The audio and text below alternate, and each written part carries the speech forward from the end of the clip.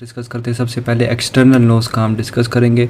उसमें सबसे पहले टॉपिक है सेल्यूलाइटिस। सेल्यूलाइटिस का क्या मतलब है कि हमारी जो नोज़ है ना, उसमें जो आउटर जो स्किन है, स्किन में क्या होता है, सेल्स होते हैं, तो सेल की इन्फ्लेमेशन, सेल्यूलाइटिस, सेल की इन्फ्लेमेशन। तो ये जो है ना, या ये जो है ना नेज़ल वेस्टिब्यूल जो है ना, मैंने डिस्कस किया था ना, या उससे जो है ना एक्सटेंड हो सकता है, क्योंकि इसमें और नेज़ल वेस्टिब्यूल में सिमिलर स्किन है, तो उसमें की वजह से यहाँ पे इन्फेक्शन आ सकता है इस नोज़ में। तो ये क्या हो जाएगी, फुल रेड होगी, फुल टेंडर होगी। टेंडर का मतलब कि हम टच करेंगे उसको तो ये क्या हो जाएगा, पेनफुल होगा। तो इसकी ट्रीटमेंट में क्या हुई, एनाल्जेसिक देंगे ताकि पेन ख़त्म हो जाए। ऑफ कोर्स इन्फेक्शन हुआ हुआ है इसको, तो एंटीबायोटिक दे देंगे और उसके साथ हॉट फॉर्मेंटेशंस देंगे, जिसकी वजह से रिलीफ होगी थोड़ी पेन की। अच्छा, तो अब डिस्कस करते हैं external deformities of the nose. सबसे पहले है saddle nose. Saddle nose, saddle nose का क्या मतलब, सैडल नोज़ का ये मतलब है कि हमारा ये है नोज़, ठीक है। तो नोज़ में जो है ना, मैंने बताया था कि मिड लाइन में ये सेप्टम होता है, सॉरी सेप्टल कार्टिलेज होता है। अच्छा, सेप्टल कार्टिलेज क्या है, नेज़ल ब्रिज बना रहा है, जो कि इस नाक की जो ये स्ट्रेट आया है ना, ये कौन सपोर्ट कर रहा है, नोज़ का ये बोन, और ये जो है ना नेज़ल सेप्टम, इसकी वजह से ना ये स्ट्रेट है। अगर फ़र्ज़ करें इसको इन्फेक्शन हो जाए और ये जो ना इसकी नेक्रोसिस हो गई है, फ़र्ज़ करें ये नेक्रोसिस हो गई है और ये फुल ख़त्म हो गया है, तो पूरा चला गया चले, ये फ़र्ज़ करें ये रेड पोर्शन था वो कार्टिलेज का, वो चला गया है, तब क्या हो गया, ये नाक का ब्रिज जो है ना ड्रॉप हो जाएगा ना। तो ये नाक किस तरह हो जाएगी, गिरी इस तरह। स्टार्ट में क्या थी, स्ट्रेट थी, मैं ज़रा अच्छा रिप्रेजेंटेशन कर लेता हूँ उसकी। अब क्या हुई है, इस तरह हुई है नाक, ये देख रहे हैं आप, गिर गई है। इसको कहते हैं सैडल नोज़। ये क्यों गिरा है, हमारा जो सेप्टल यहाँ पे था, तो नेज़ल सेप्टम, इसका क्या हो गया, इसके मतलब कि यहाँ पे इसका इन्फेक्शन हो गया। यहाँ पर जो है ना, अगर फॉर एग्ज़ाम्पल ये डिटेल नेज़ल सेप्टम में करेंगे, लेकिन ये अगर फॉर एग्ज़ाम्पल नेज़ल सेप्टम है, यहाँ क्या ब्लड कलेक्ट हो गया है नेज़ल सेप्टम में, सेप्टल हीमाटोमा हो गया। अब जो है ना, जब ये बात भी आप याद रखें, जब भी कोई फ्लूइड स्टैटिक होगा, ये आप बात क्या नोज़ में भी रिपीट होगी, ये हो रही है अभी, ये जो है ना ईयर में भी रिपीट होगी। जिधर भी फ्लूइड स्टैटिक होगा तो ऑफ कोर्स वहाँ पर जो है ना बैक्टीरिया आके इन्वेट कर देंगे और वहाँ पे एब्सेस बन जाएगा। तो ये हीमाटोमा था जो कि सेप्टल के अराउंड था। अब यहाँ पे ब्लड कलेक्ट है, तो अब ब्लड के पे बैक्टीरिया आ गए हैं जिन्होंने अटैक कर दिया, अब एब्सेस बन गया। तो ये एब्सेस बन गया, अब इसको हम अगर ड्रेन नहीं करेंगे प्रॉपरली टाइम से, तो फिर नेक्रोसिस हो जाएगी, जिसकी वजह से ये बस ये नेक्रोसिस हो जाएगी। तो ऑफकोर्स नेक्रोसिस से क्या मतलब है, बस डेड ही है। अब हम जो है ना SMR या फिर सेप्टोप्लास्टी के थ्रू उसको करेक्शन करेंगे। SMR क्या होता है, सब म्यूकोसल रिसेशन। इसमें हम क्या करेंगे, ये नेज़ल सेप्टम है, ठीक है, ये इधर ही बता देता हूँ, यहाँ पर स्किन का फ्लैप इधर होगा और इधर होगा सराउंडिंग में। तो हम SMR में दोनों स्किन फ्लैप्स को उठा लेंगे और जितना ये डिजीज़्ड पोर्शन है उसको रिमूव कर देंगे, ठीक है। तो इसकी कॉम्प्लिकेशन क्या SMR की, यही सैडल नोज़ है, क्योंकि हमने रिमूव कर दिया ना SMR में। हम SMR, या अब क्वेश्चन भी आएगा, SMR और सेप्टोप्लास्टी में क्या डिफरेंस है। SMR का तो मैंने बता दिया कि दोनों फ्लैप्स खोल के रिमूव कर दिया सब कुछ। सेप्टोप्लास्टी क्या होता है, प्लास्टी मतलब रिकन्स्ट्रक्शन, सेप्टम मतलब वही सेप्टम। तो इसमें क्या करेंगे, हम एक जगह से जो है ना, हम मतलब कि मैं यहाँ से SMR में दोनों जगह से उठा दिया था ना स्किन का फ्लैप्स। सेप्टोप्लास्टी में सिर्फ एक ही जगह से कट लगाकर इसको रेज कर देंगे और जितना डिजीज़्ड पोर्शन है उसको रिमूव कर देंगे और रिकन्स्ट्रक्शन करेंगे। या फिर अगर फ्रैक्चर्स हुई ना, मतलब किसी ने फ्रैक्चर मार दिया है, फ्रैक्चर तो नहीं मार सकते, सॉरी, नाक पे फाइट के दौरान ब्लो हो गया, कोई भी इंजरी हो गई, इसकी वजह से नेज़ल फ्रैक्चर हो गया है, नेज़ल सेप्टम, तो उसमें भी जो है ना सैडल नोज़ हो सकता है। ज़रूरी तो नहीं हर वक्त इन्फेक्शन ही हो, तो उसमें भी जो है ना कंपाउंड फ्रैक्चर अगर हुआ हो, सब कुछ टूटा फूटा, तो उसको हम रिकन्स्ट्रक्शन कर देंगे। अच्छा, तो ये हो गया एक डिफरेंस आपको पता चल गया। इसमें हम सब कुछ रिमूव कर रहे हैं, तो इसको कहते हैं रेडिकल मतलब सब कुछ रिमूव करना। तो it is a radical surgery and it is a conservative surgery. SMR जो है ना, इसमें जो है ना सैडल नोज़ डिफॉर्मिटी होती है, इसमें जो है ना नहीं होती। ये जो है ना हम एडल्ट्स में करते हैं और ये जो है ना हम बच्चों में कर भी सकते हैं। ओके, अच्छा, एक और बात थी, ये हम सेप्टम में, अब देखें सैडल नोज़ है हो गई है, ठीक है, तो इसमें आप करेक्शन के लिए सेप्टोप्लास्टी की है हमने, तो सेप्टोप्लास्टी में अब देखिए यहाँ पे कार्टिलेज नहीं है ना, कार्टिलेज तो हमने रिमूव कर दिया फॉर एग्जांपल अगर नेक्रोसिस वाले पोर्शन में। तो अब इसमें क्या करेंगे, हम कार्टिलेज को ऐड करेंगे। तो इस एडिशन को कहते हैं ऑगमेंटेशन। तो इसमें जो सेप्टोप्लास्टी होगी उसको कहेंगे ऑगमेंटेशनल सेप्टोप्लास्टी। ठीक है, ऑगमेंटेशन वर्ड याद करें। अच्छा, तो ये हो गया सैडल नोज़। अब है हम्प नोज़। हम्प नोज़ क्या होती है, ये नोज़ है यहाँ से इस तरह थोड़ा सा ऊपर होके मतलब हुआ होता है, इस तरह तो खैर नहीं हुआ, थोड़ा सा इस तरह हम्प टाइप बना होता है नोज़ के सेप्टम पे, तो इसको कहते हैं हम्प नोज़। अच्छा, इसको करेक्शन करने के लिए क्या करेंगे, वही SMR वाला है कि एक साइड पे कट लगा के फ्लैप को उठा देंगे। अब यहाँ पे भी सेप्टोप्लास्टी करेंगे। उस पिछले वाले में हम एडिशन कर रहे थे कार्टिलेज की, तो क्या था, ऑगमेंटेशनल सेप्टोप्लास्टी था। यहाँ पे हम रिमूव करेंगे इस वाले को, तो इसको कहेंगे रिडक्शन सेप्टोप्लास्टी। ठीक हो गया, तो ये दोनों टॉपिक हो गए। अच्छा, ऑगमेंटेशनल सेप्टोप्लास्टी में बताना भूल गया, उसमें हम अगर जब कार्टिलेज वाला पोर्शन हमें क्या कर ले, इम्प्लांट चाहिए होगा, तो हम जो है ना कोशिश करेंगे कि अपनी बॉडी से ही आए। कार्टिलेज अब क्या कहाँ से लेंगे, हम जो है ना पिना से लेंगे, या अपने ईयर में जो है ना मैंने डिटेल बताई हुई है। ठीक है, तो पिना से जो है ना हमने ले लिया कार्टिलेज का पोर्शन। अगर फॉर एग्जांपल बोन का पोर्शन अगर चाहिए हो, क्योंकि नेज़ल ब्रिज में ऊपर बोन है, नीचे पर कार्टिलेज है ना, तो ये नेक्रोसिस बोन की भी हो सकती है ऑफ कोर्स। तो जब अगर बोन चाहिए होगी तो वो जो है ना हम कहाँ से लेंगे, हिप बोन में आपने इलियक क्रस्ट सुना होगा, तो वहाँ से जो है ना हम ये इम्प्लांट लेंगे। ओके, तो अब नेक्स्ट टॉपिक क्या है, डर्मोइड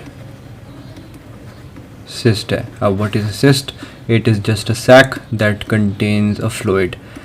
और डर्मोइड क्या है, स्किन है। तो यहाँ पे इस तरह होगा कि फॉर एग्जांपल ये नेज़ल स्किन हो गई है। ठीक है, यहाँ पे है नेज़ल बोन, मैंने और बनाया नहीं है इसलिए बस यहाँ पे टॉपिक एक्सप्लेन कर रहा हूँ। अच्छा, यहाँ पे जो डर्मोइड सिस्ट है यहाँ पे दो किस्म के होंगे, एक होंगे सिंपल और एक है एसोसिएटेड विद द साइनस।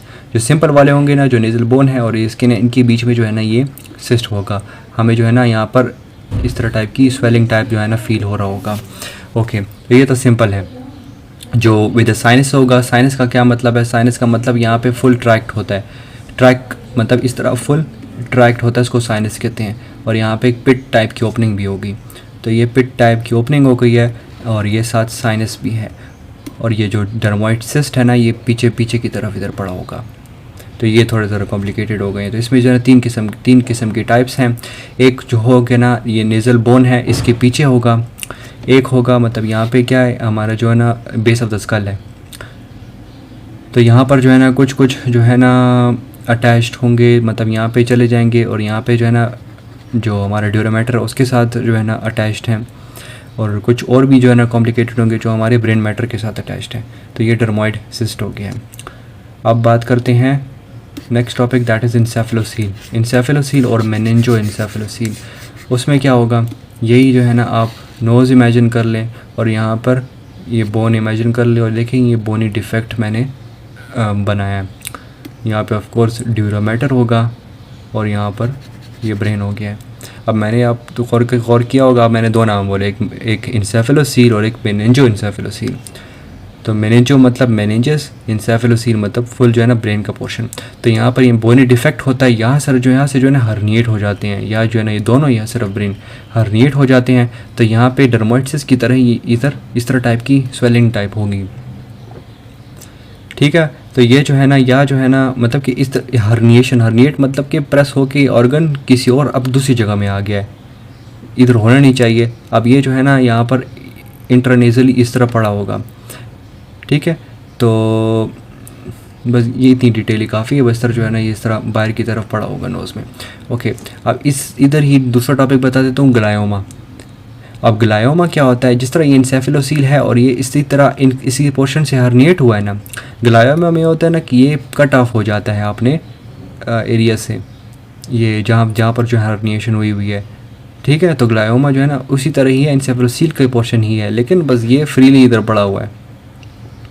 और ऑफ कोर्स इंसेफेलोसील में अब ट्रीटमेंट करनी है तो हम जो है ना इसको रिमूव करेंगे, एक्सरसाइज करेंगे और जो बोनी डिफेक्ट है वो क्लियर आउट कर देंगे। और इंसेफेलोसील में एक बात है कि अगर फॉर एग्जांपल यहाँ पर भी एक बोनी डिफेक्ट है तो ये इधर से जाकर इधर से बाहर भी निकल सकता है। तो ये डिपेंड करता है कि बोनी डिफेक्ट किधर किधर है। ओके, तो ये हो गया। अब जो है ना बिनाइन कैंसर आते हैं। बिनाइन कैंसर्स में क्या सा एक ही इंपॉर्टेंट है, दैट इज़ राइनोफाइमा। ये हमारी नोज़ है, यहाँ पे आउटर में क्या होते हैं, बहुत ज़्यादा सेबेशियस ग्लैंड्स होते हैं। फ़र्ज़ करें किसी कोई एक्ने रिजोसा वाला पेशेंट है जिसमें एक्सेसिव हाइपरट्रॉफी हो गई है, तो उस हाइपरट्रॉफी की वजह से जो है ना सेबेशियस ग्लैंड्स बहुत हाइपरट्रॉफी कर जाएंगे, तो लोब्यूल्स टाइप बन जाएंगी। फुल नाक जो है ना बहुत इस तरह फुल स्वेल हो जाएगी। आप बुक में डायग्राम देख भी सकते हैं, इस तरह टाइप की लोब्यूल्स टाइप बन गए हैं, तो इसको कहते हैं पोटैटो नोज़ भी कहते हैं। तो इसमें क्या होगी, पेशेंट को जो है ना विजन उसकी जो है ना ब्लॉक्ड होगी। फॉर एग्जांपल ये आइज़ है, व्यू देख रहे हैं आप, मतलब कि प्रॉपरली व्यू नहीं कर सकेगा, तो इसकी सर्जरी कैसे करेंगे, शार्प नाइफ से या कार्बन डाइऑक्साइड लेज़र से जो है ना हम इसको जो है ना ये जितना पोर्शन है इसको कट ऑफ कर देंगे और इसको एपिथेलाइजेशन के लिए छोड़ देंगे, कवर कर लेंगे और एपिथेलाइजेशन करवाएंगे, खुद जो है ना एपिथेलियम लेयर खुद बन जाए ऊपर। ये क्यों सर्जरी की है हमने, इसलिए की है कि कॉस्मेटिक डिफॉर्मिटी है और नज़र भी नहीं आ रहा, ऑफ कोर्स इसको विजन भी ब्लॉक हो रही है और कॉस्मेटिक सर्जरी है, क्योंकि ये जो है ना मतलब it is not look appealing. Okay, तो अब जो है ना आगे क्या है, हम जो है ना नोज़, एक्सटर्नल नोज़ डिस्कस कर रहे थे, ठीक है। तो एक्सटर्नल नोज़ में एक और मैंने कहा था कि जो इधर जो बाहर जो स्किन है वो अंदर भी कंटिन्यू हुई है नेज़ल वेस्टिब्यूल में। तो वेस्टिब्यूल है, तो वेस्टिब्यूल के दो डिस्कस करेंगे। वेस्टिब्यूल में मैंने कहा था कि आप हेयर फॉलिकल याद रखें, हेयर फॉलिकल अब यहाँ पर डिस्कस करेंगे। फॉर एग्जांपल ये नेज़ल वेस्टिब्यूल है, नेज़ल वेस्टिब्यूल सिर्फ एक नॉस्ट्रल का बना है, ये है उसमें हेयर फॉलिकल्स है यहाँ पे, ठीक है। तो यहाँ पे अगर कभी आप मतलब किसी जो है ना कोई मतलब आदत होती है नाक के बाल ख़ुद काट रहे होते हैं, यहाँ जो है ना खींच रहे होते हैं इस तरह फुल जो है ना स्किन से। अच्छा, तो यहाँ पर है ये हेयर निकला हुआ हेयर फॉलिकल, तो ऑफ कोर्स पीछे हेयर बल्ब भी होगा। अब ये आपको पता होगा, अपने माइक्रोबायोलॉजी में पढ़ा होगा कि जो भी रिस्पायरेटरी पाथवे क्या है, पैसेज क्या है, उसमें जो है ना staph aureus is a normal flora of this area. तो यहाँ पर जो स्टेफ ऑरियस है वो जो है ना ऑफ कोर्स अब इसके थ्रू जाएगा और इन्फेक्शन करवा देगा। तो यहाँ पे क्या होगी, फरंकल या बॉयल दो नाम है, इस तरह टाइप की स्वेलिंग आ जाएगी इसी एरिया में, लेकिन मैं इधर बना रहा हूँ कि ज़रा बड़ा बना सकूँ। चलिए इधर ही कर लेता हूँ। ये वेस्टिब्यूल में क्या हो गया, फरंकल या बॉयल, तो ये क्या है, स्वेलिंग होती है by the infection of the staph aureus. अच्छा, तो अब ये जो है ना मतलब छोटी सी स्वेलिंग तो बन गई है, लेकिन ये साइज़ इसका छोटा है, लेकिन बहुत ज़्यादा एक्सक्रूशिएटिंग अमाउंट ऑफ पेन होती है इसमें। तो इसको जो है ना प्री मेच्योरली इंसाइज भी नहीं करना और इसको पिंच भी नहीं करना, क्योंकि इसका कनेक्शन है वेन के थ्रू, मतलब हमारे ब्रेन में जो है ना कैवर्नस साइनस है, द वीनस पाथवे है वो, तो वहाँ पर यहाँ पर थ्रोम्बस बन सकता है और वो कैवर्नस साइनस में जा सकता है, तो उसको कहते हैं कैवर्नस साइनस थ्रोम्बोफ्लेबाइटिस, ठीक। अच्छा, थ्रोम्बोफ्लेबाइटिस वही हमारे वेन में जो है ना क्लॉट होता है, ओके, कैवर्नस साइनस में। ओके, तो इसको अब ट्रीटमेंट कैसे करेंगे, इसको जो है ना ऑफ कोर्स पेन है तो पेन के लिए क्या देंगे, एनाल्जेसिक्स दे देंगे। स्टेफ ऑरियस का इन्फेक्शन है तो एंटीबायोटिक्स दे देंगे किल करने के लिए, और इसके साथ वो हॉट फॉर्मेटेशंस देंगे जिसके थ्रू ये बेटर फील हो सकता है। और जब फ्लक्चुएंट होगा, मतलब बहुत ज़्यादा फ्लूइड इसमें होगा, तो फिर इंसिजन ड्रेनेज कर सकते हैं, लेकिन वही प्री मेच्योरली खुद जो है ना इसको पिंच नहीं करना। ओके, तो लास्ट इसमें जो रह गया है वो है वेस्टिबुलाइटिस। ये तो वेस्टिब्यूल में ही है। तो वेस्टिबुलाइटिस नॉर्मली ख़ुद जो है ना वेस्टिब्यूल में ये कोई इन्फेक्शन नहीं है, ये इस तरह हुआ कि आप फ़र्ज़ करें ये नोज़ है और ये जो है ना वेस्टिब्यूल है, कोई भी नेज़ल सेप्टम हो गया, कोई भी सिक्रीशन है वो नाक के थ्रू ही निकलती है ना, मतलब सॉरी नॉस्ट्रल्स के थ्रू ही एक्सटर्नल इन्वायरमेंट में आ रही है ना।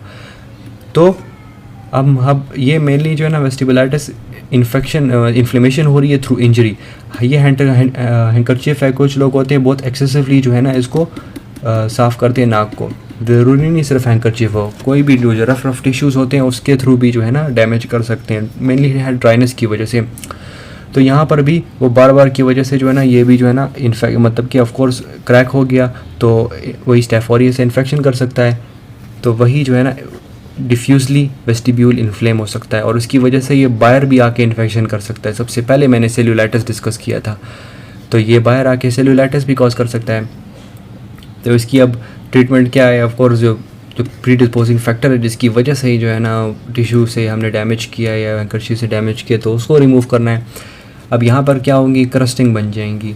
क्रस्टिंग क्या होती है कि मतलब जो नेज़ल सिक्रीशन ड्राई आउट हो जाती है, तो इस तरह क्रस्ट बन जाते हैं।